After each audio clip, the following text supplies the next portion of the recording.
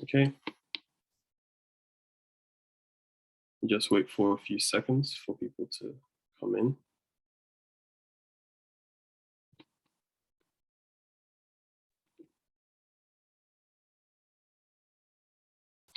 All right. Hello, everyone, and welcome to the 4th edition of our Meet the Engineer series of events.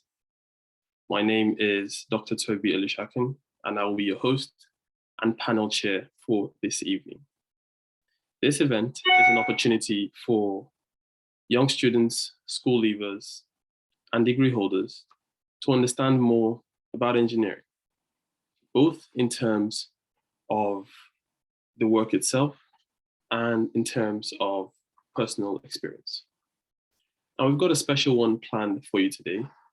We've got the IET Young Women Engineer of the Year finalists.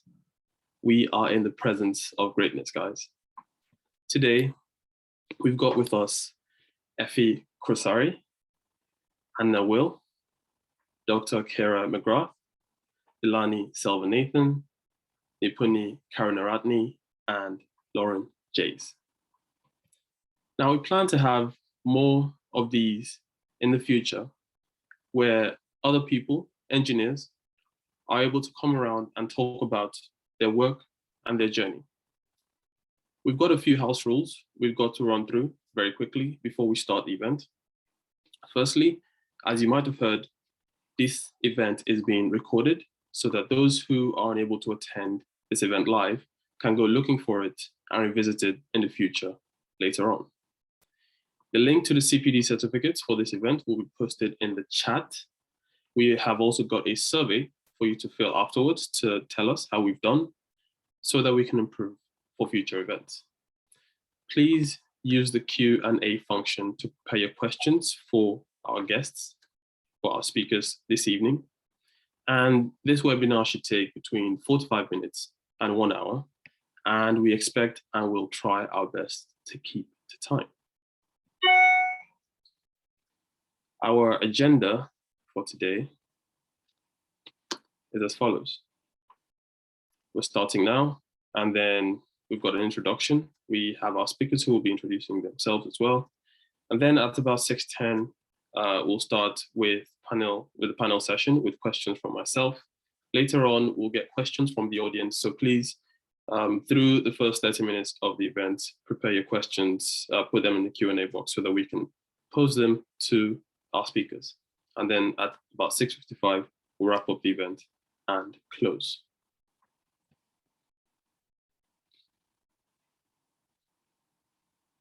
All right, so now for our introductions. Just to get a better idea of who our guests are, who our speakers are, the Young Women Engineer of the Year finalists, I'll be going through each of them one by one and just asking them to introduce themselves. So starting with Effie. Effie? Hi everyone, and thank you, Toby. I am Fiona Kurzari. I work as a senior civil engineer for Amey Consulting, leading a team specializing in Scout, while also carrying out part-time PhD research at the University of Glasgow on the topic of Scout. And for those of you that may not know what Scout is the removal of material from the bed and the banks of a water course, as well as around structures' foundations caused by water.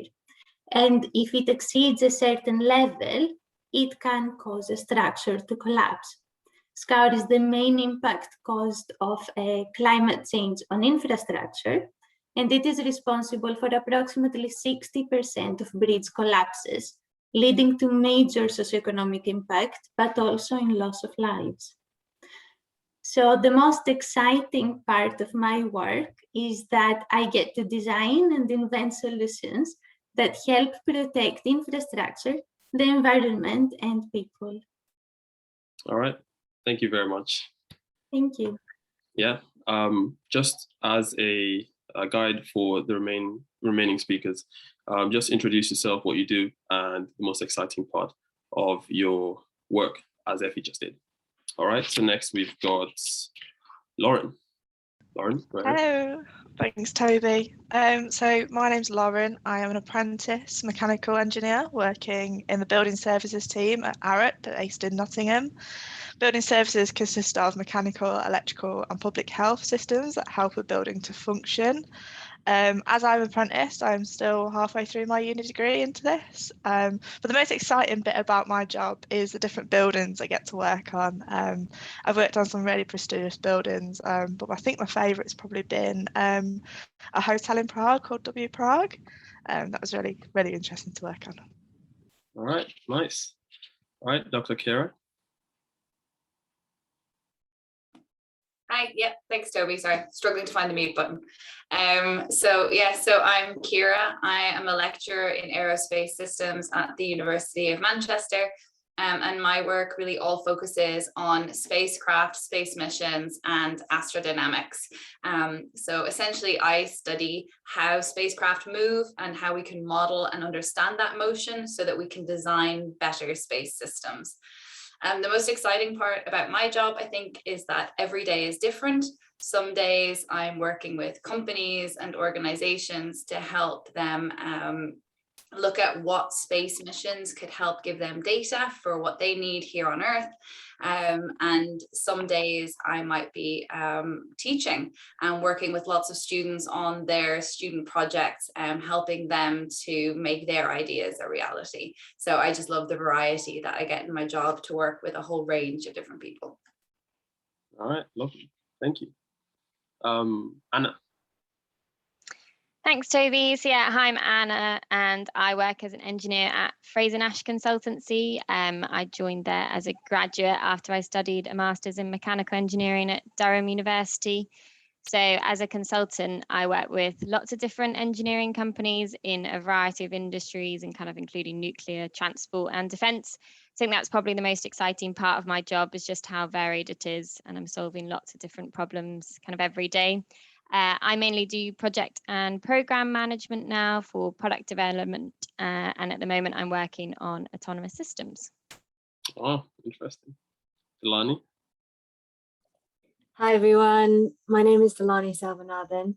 I'm currently a junior software engineer at HeroTech 8, soon to be research and design engineer, hopefully just from December. And I used to be a former software degree apprentice at the BBC, and I studied at Queen Mary University. An apprenticeship is where you study and work at the same time. So my apprenticeship was 4 years long, and within that apprenticeship period, I did a lot of things, worked on a lot of projects, and I also became a Horizons bursary winner, which allowed me to be a IET member. And which also gave me the opportunity for me to do STEM stuff as well. So I've done a lot of STEM stuff. Currently, at my current job, I do I'm working on a lot of R&D projects and working with a lot of in the drone box solutions. So what I do is program drones and make sure that they do what's supposed to, and make sure that the app that was used to develop is correctly working as well, and also the app that I developed is correctly working as well.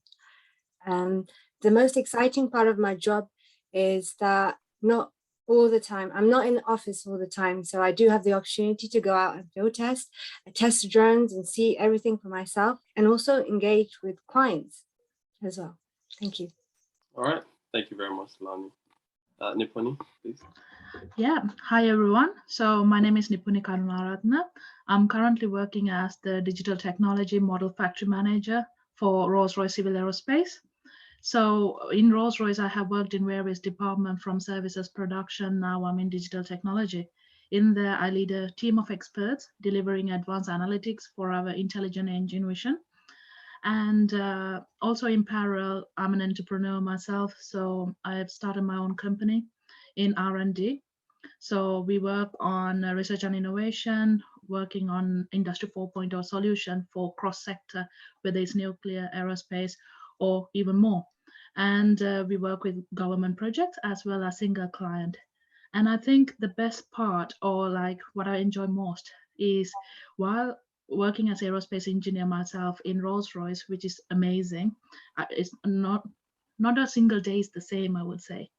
And I'm part of the future of Rolls-Royce. And also in my time, I'm also leading a team where obviously we are looking into innovations. So I think that's the best part, I would say.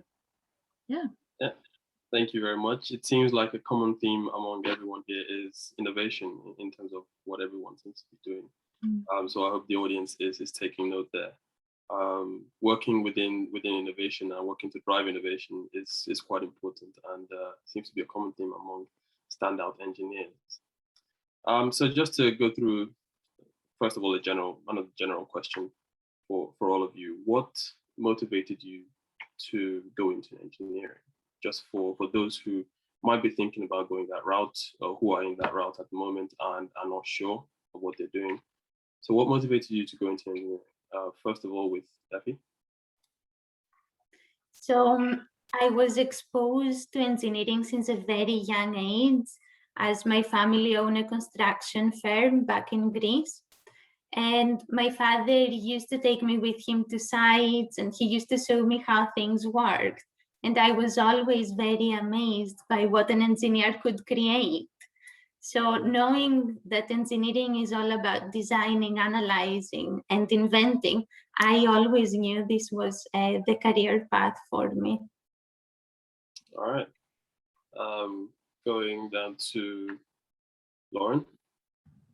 Mine was a bit different. I didn't know I wanted to do engineering. I fell into it a bit accidentally. And I just applied for as many apprenticeships as I could, really. But I found it, like Effie said, it's very innovative, it's very creative, and you make such an impact on the people and the world around you that, yeah, I just fell in love with it. All right, nice. Nipuni. Hi. So similar to Effie, I come from a family background where my father is an engineer himself. And but aerospace is because since I was really small, I used to travel a lot. So my first flight, I used to think like how it works, what's going on. I wanted to learn more. Hence why I ended up in where I am today. All right, nice. Anna. Yeah, so I guess similar to Lauryn, I definitely didn't know I always wanted to study engineering, but I really enjoyed kind of maths and physics at school and kind of problem solving in general. And I always loved making things and it had quite a creative side.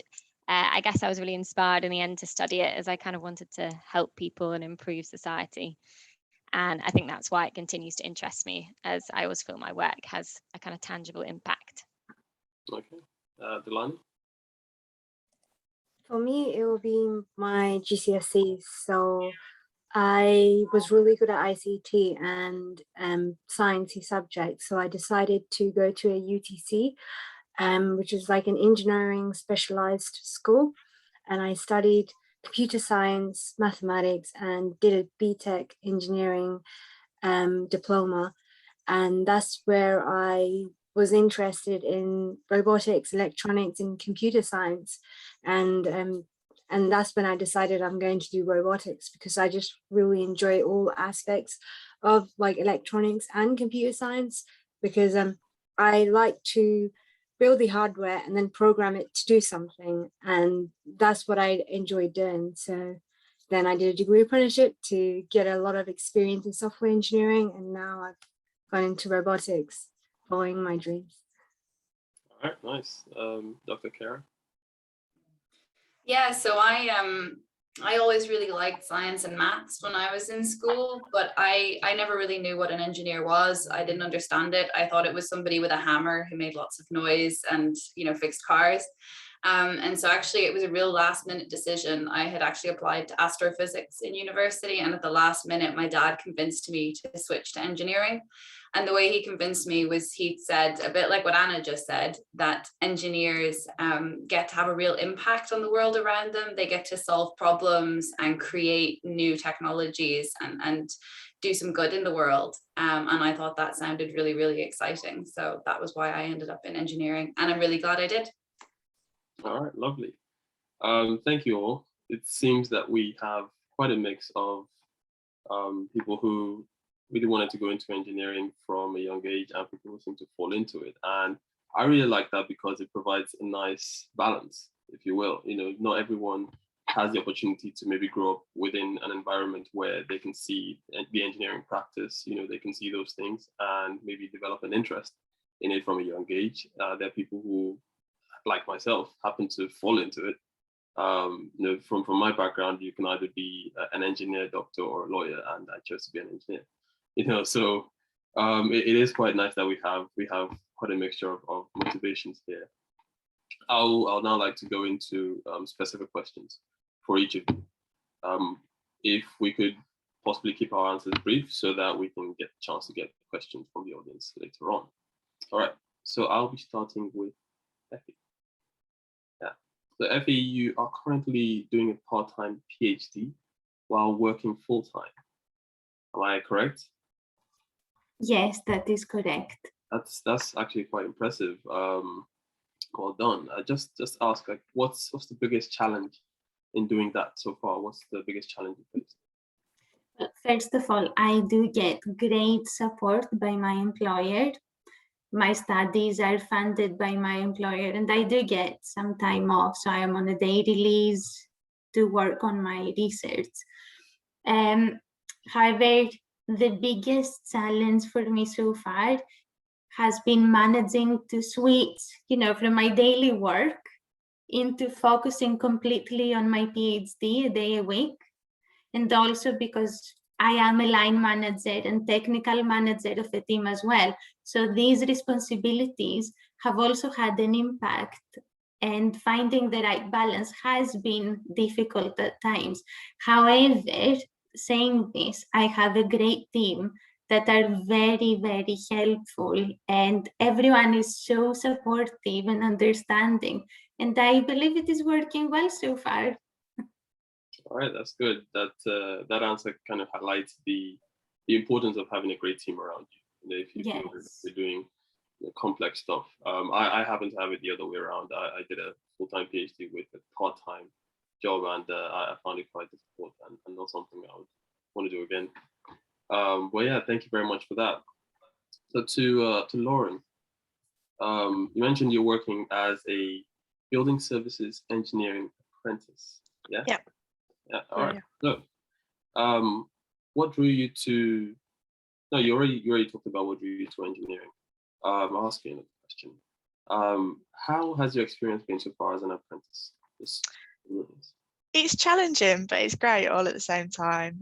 So I've been an apprentice now for 5 years. My degree is quite long, but I did level 3 to begin with. So I did 2 years level 3, and then I've got a 5-year degree at the minute, and I'm in year 4 of 5. So I'm going for a while. But it's challenging to manage your time, and getting your frame of mind into working and studying is really difficult to balance.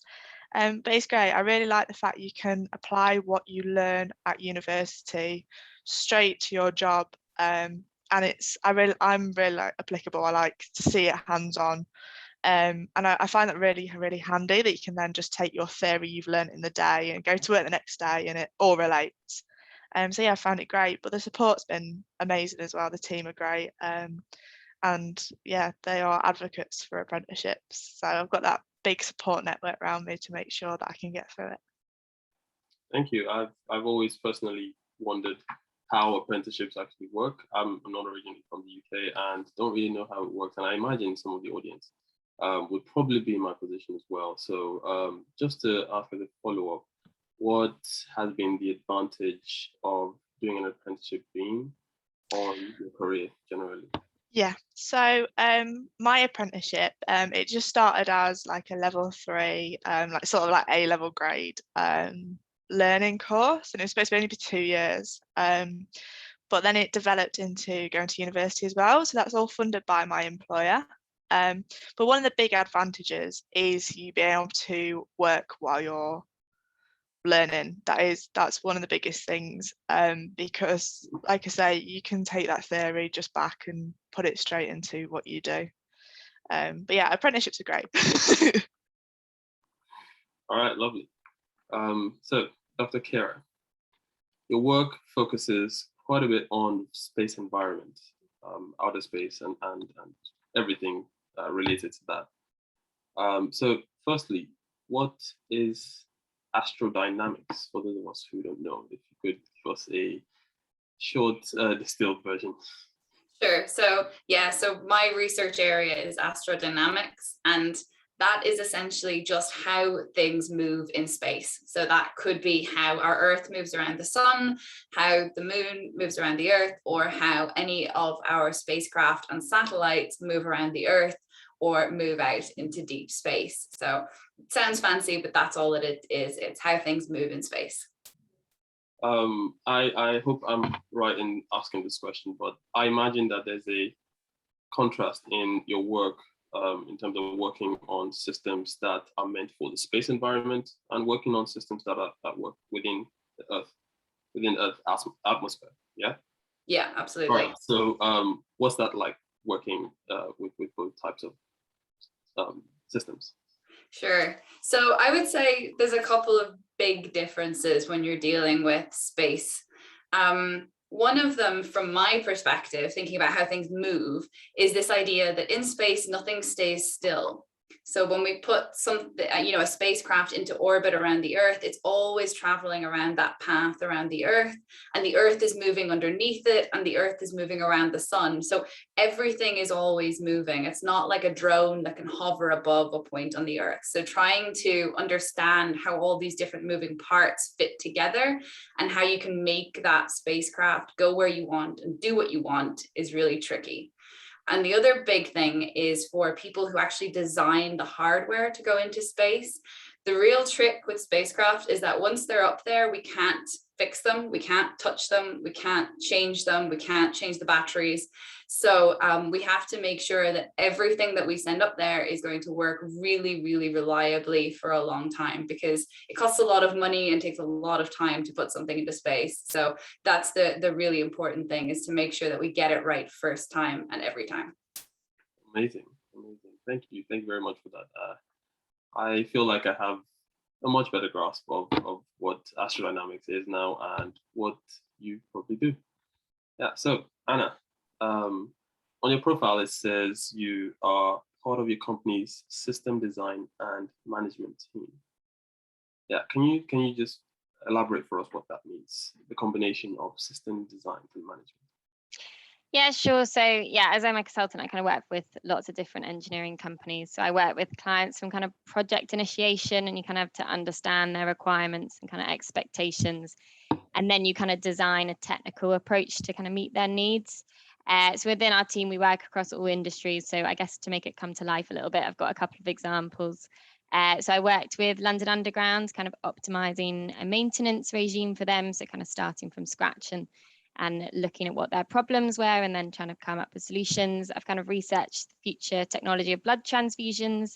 And I've also been integrated within teams at a nuclear power station, kind of doing inspection summary reports. And I've also done kind of project and program management within government. So both at the Foreign Office and Cabinet Office. So yeah, quite a variety of things in system design and management, but kind of all about solving different problems. All right.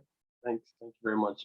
Just to remind the audience, please don't forget to ask your questions, pose your questions to the speakers. We'll be asking the speakers in the second half of the meeting. So please put your questions in the Q&A box. All right, so it also says on your profile, Anna, you currently lead the medical technology offering. I'd say engineering within the medical space is not something that people usually think about, at least not myself, even though it makes absolute sense. But could you give us a little bit of insight into that? Yeah, sure. So I guess personally, I find medical technology sector really exciting. There's so many amazing ideas which make a huge difference to people's lives, whether it's kind of technology to help people with dementia live more independently, kind of equipment for hospitals, or like products used to monitor your health.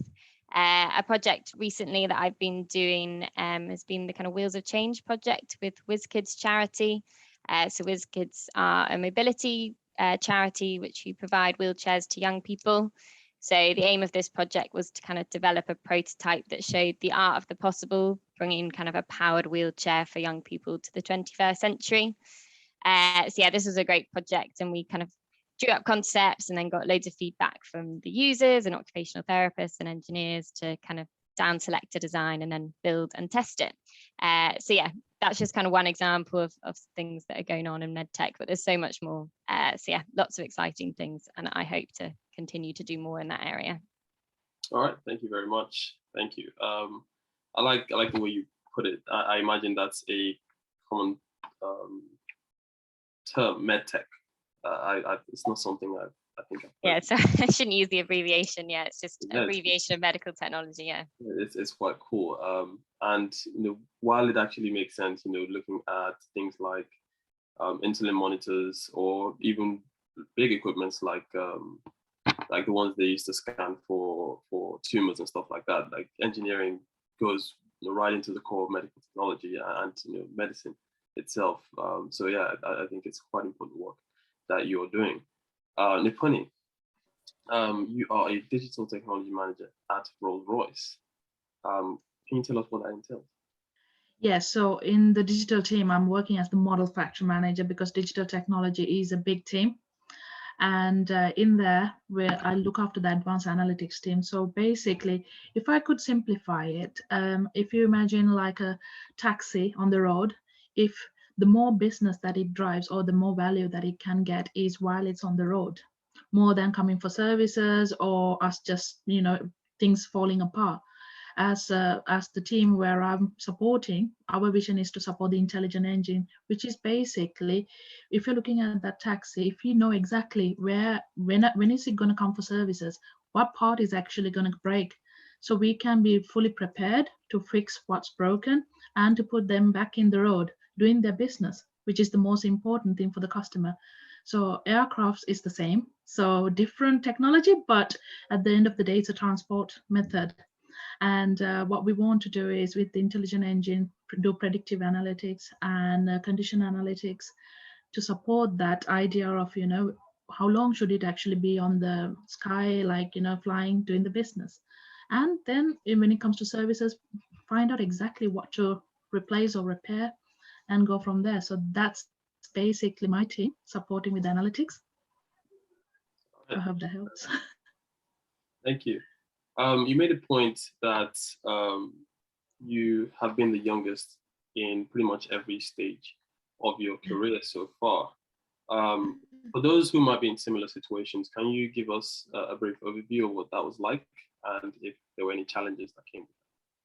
Sure. So because I've been raised in a different country, I was born in a different country. That's one of the reasons why I started very young, because I was traveling and that ended up me kind of jumping grades. And because of that, at 16, I joined Brunel University to do aerospace engineering.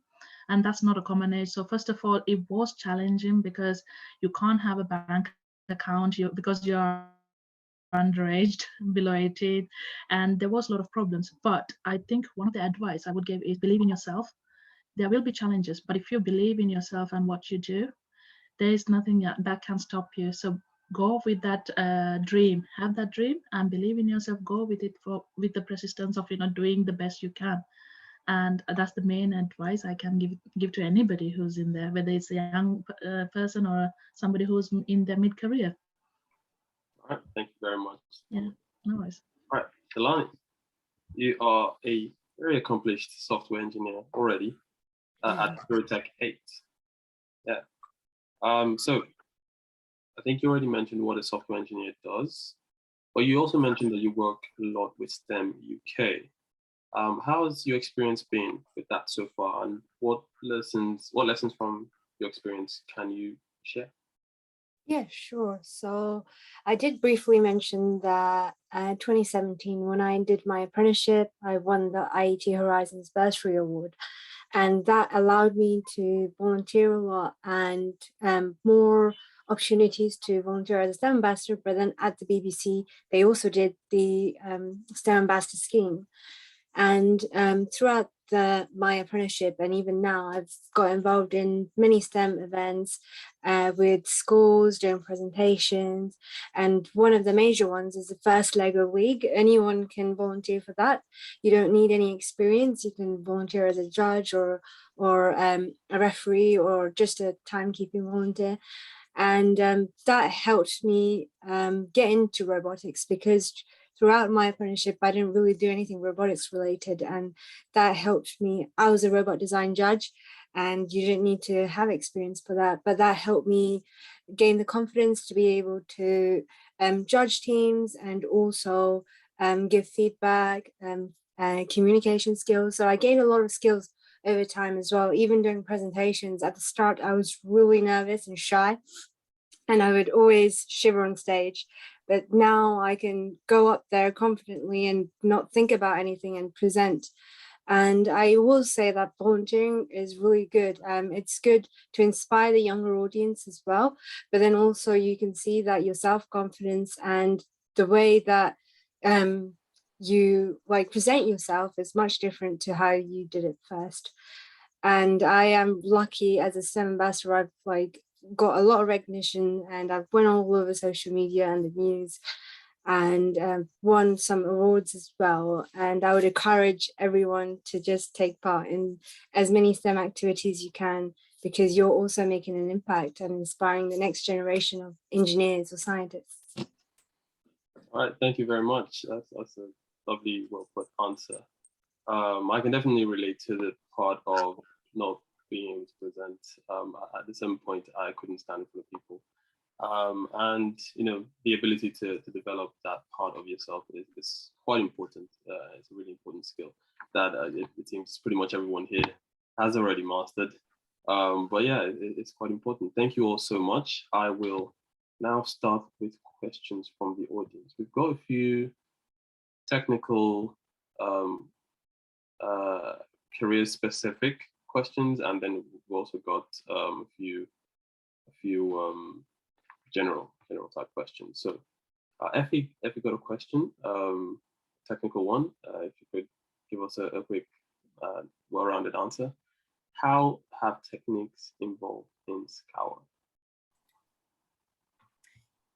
Okay, so in the past, engineers would use mostly gray hard engineering techniques in rivers.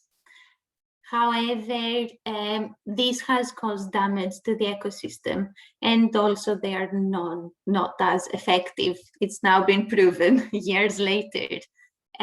What we do now is we use softer engineering techniques, greener engineering techniques, which work together with the ecosystem and with the water course, and therefore we protect the infrastructure that we need to protect.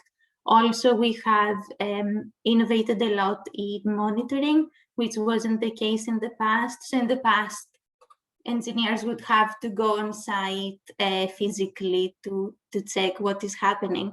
However, now we can check water levels, we can check how Scour is evolving remotely. We can actually have visuals and measurements that we couldn't have before. All right, and just to add to that very quickly, if you could answer, how does climate change relate to Scour? Okay, so the main impact caused by climate change on infrastructure is Scour. And climate change has resulted in flood events increasing both in frequency and in magnitude, making Scour one of the biggest challenges faced by engineering currently. And obviously, as climate change continues, then Scour is only expected to get worse. All right, thank you very much for that, Effie. Now for our finalists who have done apprenticeships, or who are still doing apprenticeships as well. So someone has asked, is a bachelor's degree better or worse than a 3-year apprenticeship? Any one of you can start. I'll jump in, and then I don't know if Delani wants to answer too, but No, yeah, no. I really enjoy my apprenticeship, and obviously my bachelor's degree is part of my apprenticeship. Both are very stressful at times, but you learn so much. And yeah, I don't think either are worse. It's just like good to have. I found it's good to have my degree as part of my apprenticeship, so it all sort of combines. All right, Lon. Yes, so for me, it just depends on the person, because I did an apprenticeship because I know that my family couldn't financially support me to go to university, and it would be really difficult for them to like pay for anything. And an apprenticeship just suited me because it's like I'm getting a lot of experience as well. I could never learn by just reading textbook over textbook, and that's what I felt like university was. And in my first year of university, I found out I was dyslexic, so then I understood more about my learning and how an apprenticeship is so much better. Whereas there are like some downsides to an apprenticeship where like you just have no free time, like you're just really busy trying to manage your work and also university as well. Whereas if you're that sort of person, it works well. Like you have to, struggle balancing your work life. But if you're the person that wants to, enjoy university and socialize and go out there and, have time in the weekend doing things and doing your coursework instead of like cramming stuff last minute, then a bachelor's degree will be good. But then if you like want to work hard and you believe you can do it, then an apprenticeship will be suitable for you. Amazing. I love both answers, really. And I think people who are wondering about that would definitely like both perspectives to that question. So thank you both very much. Now to ask those who didn't go that route, did any of you have any experience before graduating? So like internships or extracurricular activities that helped you to stand out in job applications? And do you have any advice for making applications unique? So that's for the remainder of you guys. So Effie, Dr. Ciara, Anna, Nipuni. Effie, you can go first, and then we'll get to everyone. Yeah, so I was working in Greece since 2006 already for a contractor. And then while I was still at the university, so I've got 2 bachelor's degrees, both in engineering, one from Greece, one from the University of Glasgow. So while I was still studying in Greece, I also joined the motorway project as a trainee engineer because my background was mostly in structures and I wanted to work a bit on tunnels and roads as well to get the experience. I do think that this did stand out in my application a lot. But another thing that I believe helped was the fact that I was taking part in extracurricular activities. So for example, I was one of the founding members of the water engineering group at the University of Glasgow. And we kept having events, we were inviting people over. I was volunteering a lot. I was volunteering in research carried out at the University of Glasgow because I was very interested in river restoration at the time as well. And I do think all this has actually helped me a lot. All right, thank you. Nipuni, do you want to go? Yeah, I just wanted to mention I have done an internship myself in a research company in Cambridge. So what I want to highlight is if you're applying for a job, specifically, let's say a particular role, there will be that minimum standard that's required, bachelor's or master's or whatever the requirements. So how you have to think about how do you stand out on top of that educational qualification that you already have to apply for that role. So for me, I have obviously my internship helped me. And in parallel, what I did was while I was in university is doing a lot of voluntary work, being part of the engineering society, showing the leadership skills, showing that soft skills that you can't portray in other way. So working in a team, how do you build that? And also personally, because I have done a lot of sports in my school days as well as in uni, that helped to show and demonstrate the team spirit. I think in a company, it's really important to be a part of a team and to work with others together. So that I would say personally helped me. And I've seen that in recruitments as well. Obviously, on top of education, those things stand out and help you. Okay. Yeah. All right, thank you very much, Nipuni. Dr. Ciara? Yeah, absolutely agree with what everyone else has said. For me, I knew I wanted to work in space if I could, and there wasn't actually that much opportunity on my degree to study spacecraft and things like that. There was some, but not a lot. And so I applied to as many internships as I could related to space so that I could try and get that experience. I think the real challenge for some people, or for a lot of people, depending on what you're looking for, is getting that first internship or that first experience, because when you're starting with nothing, it's really hard to get your foot in the door. For me, I was really lucky when I came to the University of Strathclyde, which is where I studied. They were working on a project with a local company, Clyde Space, to build Scotland's first spacecraft.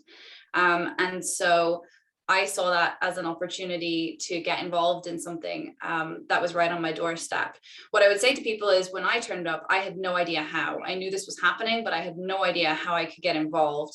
And so I basically figured out who the lecturer was who was involved in this project, and I went and knocked on his door and said, I see you're working on space. Can I work on space, please? Which seemed crazy to do as a student, but it worked. I was able to get some student projects, some little projects here and there where I could pick up the skills that I needed to then go on and apply for an internship. So I think my advice would be, if you're not sure where to start, look for those little opportunities anywhere. Delaney mentions, getting involved in these, these STEM activities, working with Lego. That might seem like a tiny step, but all those skills add up to get you where you need to be. And just ask for those opportunities, because if you don't ask, the worst you can be told is no. So really just try and grab those opportunities wherever they are. Lovely. Anna? Yeah, so I did an internship at Jaguar Land Rover when I was at university, and I think that probably did help me in getting a job. I'd say I wouldn't disregard other jobs that you have, though. I spent most of my kind of school holidays and uni holidays working in a kind of farm shop. And actually, I probably spent as much time talking about that in interviews as I did talking about working in Jaguar Land Rover. Because, yeah, as kind of Nipuni was saying, it's all those soft skills, so kind of working as part of the team and kind of problem solving and in dealing with customers and things like that actually come across really well. And also, if you don't have a kind of engineering application internship, then that's absolutely fine as well. Lovely. Thank you all so much. I think the next question has kind of been answered regarding tips to help stand out. And just trying to kind of fit into something that you think they're looking for. Oh, okay. Sorry about that. I think we had some technical issues there. Are you with us, Anna? Oh yeah, I'm back. Sorry, did I lose you for a bit of that? Yeah, it seemed like it. Yeah, sorry about that. All right. So another question for Effie. There is someone here who actually seems to really like what you do. So someone has asked, how do you ensure structures are safe during flooding? Okay, so all structures crossing or near water courses are being assessed for scour through the design manual of roads and bridges, the BD 9712 standard. Now, structures that are found at higher risk of scour, we've got a program in place. So every time there are rising water levels, either from heavy rainfall or any other event likely to increase water levels, we carry out what is called reactive structure safety inspections. So we send our engineers out to check whether there is any deterioration taking place on scour. We are also installing different types of sensors currently that monitor scour and water levels remotely as well. So that will help us get real-time data at all times. All right, thank you very, very much for that. Now, this would be, I guess, to Dr. Cara and possibly to Nipuni, because if I'm just correct, Nipuni, I think you mentioned you work in aerospace. I studied aerospace, and I think Cara works in the space side, so combination. Ciara, this would be Dr. Ciara. this would be for you. And then if you have anything to add, you can as well. Someone has asked to what extent aerospace engineering overlaps with renewables. Overlaps it. Okay. Cara, you want to go first? I was going to say overlaps with renewables, was that? Yes. Yeah. Yeah, I can give a quick answer, and then Nipuni, you can take over. Certainly, if you're studying a degree in aerospace engineering, we would cover a lot of fluid mechanics, so how fluid moves, and of course that would include water and also air. So things like wind turbines, which use air, and we would look at how the fluid flows around them and how the blades would interact with the fluid and model those. And also for water, of course, when we have things like tidal turbines, all of those things would involve the fluid flow and the motion of those. Particularly at the University of Manchester, there is a lot of wind tunnel testing that goes on. There's a big sort of aero focus there. So yeah, there's a very close link. But Nipuni, I don't know if you want to say more? I actually like to echo what you said, Cara. So it's actually, there is a lot that you can transferable skills are there. And definitely that if you're actually doing one, it's not going to restrict you from going to another area, because there's definitely read across. Oh, all right. Thank you very much to both of you.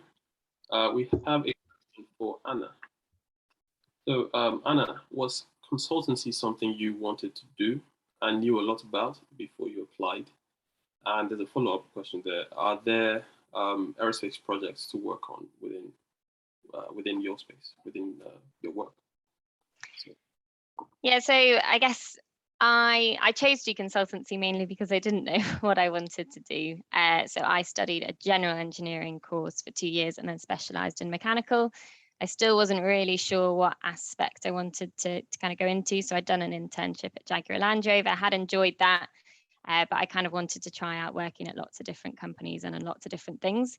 So that's where I ended up doing consultancy. And personally, that's kind of what I've really enjoyed. I like working with lots of different customers and clients and always having kind of a fresh project and working with different people. So yeah, essentially what consultancy does is obviously if a company doesn't have the right expertise or maybe not enough people, you basically support them to achieve what they are wanting to achieve. So definitely, yeah, there's lots in aerospace. I personally have done a small bit in aerospace. I did some testing of galleys, which are the kitchens of aeroplanes for a bit. But yeah, there's loads more that other colleagues are doing within the aerospace area. So exactly, you could specialize in kind of aerospace consultancy as well. All right, lovely. Thank you very much. We have a question for Delani. Delani, someone said here, you mentioned that your career hadn't initially started in engineering, but eventually you found your breakthrough. How did you adapt your CV and portfolio towards that engineering? Thank you for that question. So I'll say it all started GCSE. So my parents wanted me to study biology, chemistry, maths, go towards the doctor sort of field. So then I was just prepared to do get experience related to that. But then when I got my GCSE results, I was really good at ICT. So then I decided to try and get as much experience in the ICT field as possible to begin with, because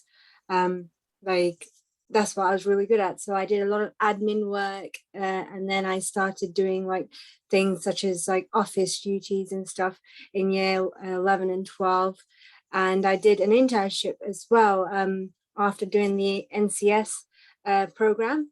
I did an internship with Zendesk, you might know them, and I did a lot of software engineering, which then allowed me to get a degree apprenticeship at BBC because of the experience that I've got relating to admin and computer science, and also my projects that I've done in A-levels as well contributed to that.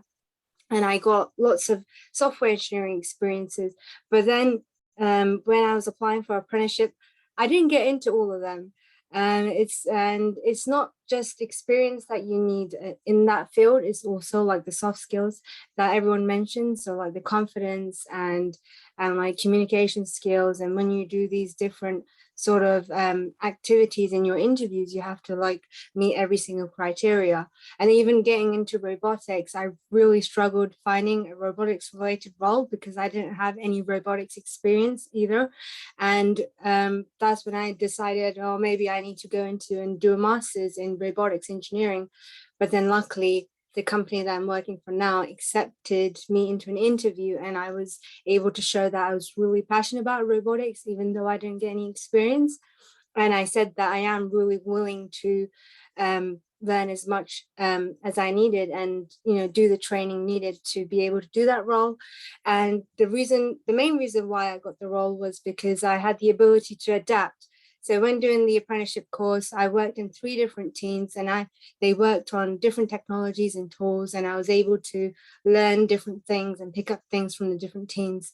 And then I was able to use that skill in my current company, which was useful to them. All right, thank you all so much. It's 6:50 now. We've got a few more questions which we will put together and then send to you guys. Just as a last general questions for all of you. I had one here. I was just going to ask, what would your advice be to any young professional or young student looking to study engineering or already study engineering? What would be the one piece of advice, the one nugget of wisdom that you could provide to give to anyone aspiring to or currently studying or also currently working within the engineering space? So to start with, Nipuni. Okay. I think the piece of advice I can give is even in engineering, there are so many options. Like you can see, even though we are all in engineering, there are so many avenues you can go. Find something that you love doing. And when you do that, you can actually excel in that career really well because you love doing that job. So that's my piece of advice. Thank you. All right, Lauryn. On the first day I started, my mentor said something to me that stuck with me all the way through, and that's that no question is a silly question. If you don't understand it, just ask, and someone's always there to answer that. And that's the only way you get your knowledge to build. So just ask away. All right, nice, I like that. Effie. So my advice, in addition to what everyone already said, would be to forget about stereotypes and do not let anyone tell you what you cannot do. You can do absolutely anything you want to do. And obviously, if you have any questions, just ask for advice and everyone will be very happy to help. All right, thank you, Dr. Cara. Yeah, so the best piece of advice that I think I ever got was actually from my mum, and she said, if you don't ask, you don't get. And I think it goes in the same theme as what everyone else has said. Don't be afraid, be ambitious, believe in yourself, and just go for things. Even if you think that maybe you're not sure if you'll be able to do that internship or take on that project or take on that leadership role or whatever it is, challenge yourself. If you don't ask, you don't get. Try your best and you'll be amazed what you can achieve. Right. Anna? Yeah, I guess on kind of a similar vein, definitely my advice would just be to kind of give it a go. I was on the fence about studying engineering and I kind of gave it a go and really enjoy it. And then just keep saying yes to opportunities. That's definitely how I've learned the most and kind of gained my experience, is just saying yes to things that I wasn't sure about, didn't necessarily have the confidence to do, but just said yes. And yeah, that's my advice. Right, thank you. And Lauryn? I will say, don't give up and keep trying. If you're really passionate about something and you really want to do it, then keep doing it. Even if you get rejected or people say you can't do it, just try anyway. You might get lucky and you might get offered a place. I was really lucky with all my my job applications as well. So I'll say, don't give up, keep trying, and believe in yourself. All right, thank you all so much. Amazing nuggets of wisdom from all of you. I I'm certain that our audience would have taken a lot from everything that you guys, that you ladies have said, and I know that even I've learned quite a bit from you guys. So thank you all so much. Very quickly, I am going to share my screen. We have just a few announcements before we wrap up. The IET London Young Professional Network is recruiting. We have a role open at the moment for secretary. Sorry about that.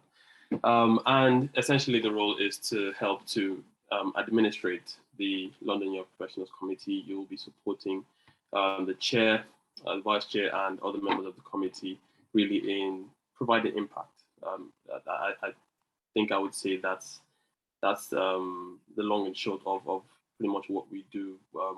For example, this kind of event and a lot of other things we try to do to provide impact to people who are within the London Young Professional Network. So please apply if you know anyone that might be interested in volunteering, in contributing as well. Please let them know and let them apply. If you're interested, please contact our chair, Chris Winder. His email is on the screen there, chris.winder@ietvolunteer.org.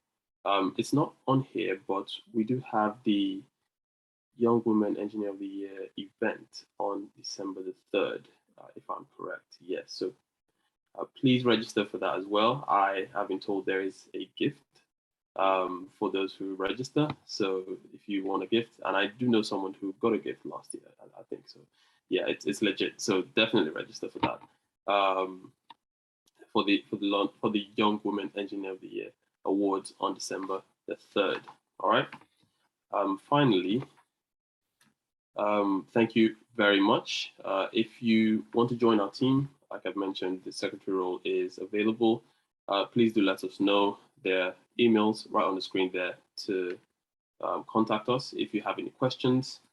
We're happy to answer. You can contact myself. Delani is also on the IET London Young Professional Network Committee. My co-hosts as well, Sham and Ken. They're also on the events team, so you can contact any one of us if you're interested in joining or if you have any questions at all. Like I mentioned, we'll be circulating the questions that remain to the speakers, and we'll be circulating the answers as well. Follow us on social media, on Twitter, LinkedIn, Instagram, Facebook. Follow us to get updates on our events. Thank you all so much for joining us. Thank you to our amazing speakers. You guys have been nothing short of breathtaking. You've provided so much wisdom, so much in terms of value for us this evening. I think that about wraps it up for this evening. Thank you very much. I will be ending the meeting here. Have a lovely evening, everyone. Thank you.